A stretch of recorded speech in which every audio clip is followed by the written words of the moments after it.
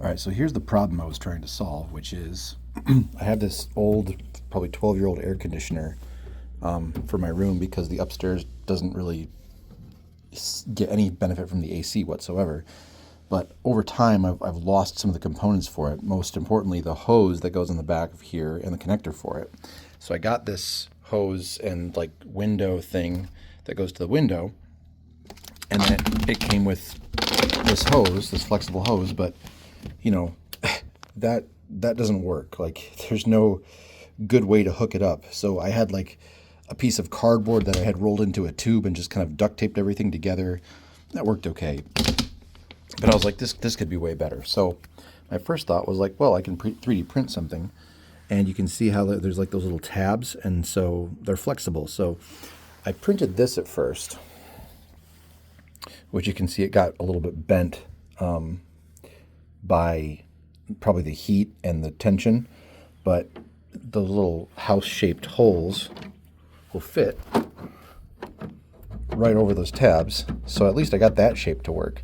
And then my thought was, well, I'm just going to use a hose clamp like that with the hose around that thing. But the problem I ran into is that I actually created this to be like way too small. Like it goes in there way too easily, and the hose clamp actually does not compress this shape.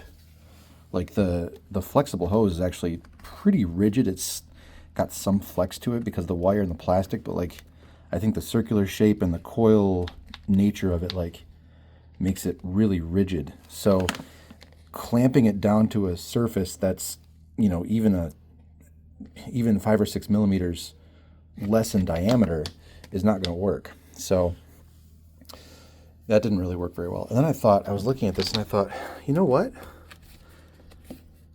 That is basically it's basically just a very large threaded hole. So I took some measurements and measured across, you know, what's the pitch. I found that there's like 1.8 centimeters between each thread, essentially. And then that the thread depth is about like 6 millimeters. And then I just measured the circumference and figured out what the radius is.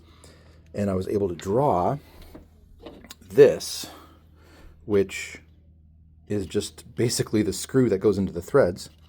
It has the same tabs, but I covered them up on the outside so that the air doesn't escape through the holes like it did in the other one, because I had to duct tape those closed. And it has the little arrows to show me where those tabs will go. But it will literally screw in pretty easily. I think I can do it probably with one hand.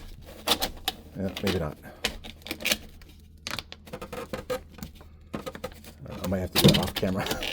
But it will screw in there. And, oh wait, maybe. I think I got it. Oh yeah, there we go.